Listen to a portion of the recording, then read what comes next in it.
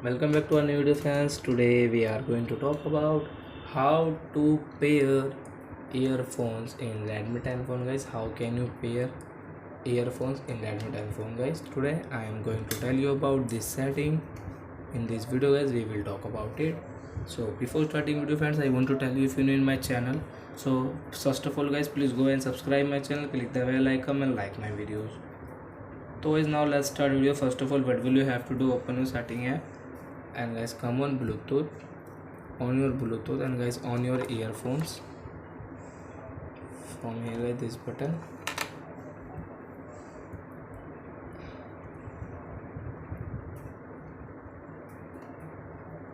So as you can see, my earphones name. So you want to pair, so guys click here, and after, guys, you can see pair option, lock, cancel and pair. So we will have to click on pair option, so it will pair. And guys, now you can use your earphone while listening song, watching movies, watching cartoons, etc, guys, whatever you want. So that's it, guys. I hope you have understood how to pair earphones in Redmi 10 phone. So bye bye, friends. Thank you for watching my video. We will meet on next video with new topic. Before, guys, please go and like my video, subscribe my channel.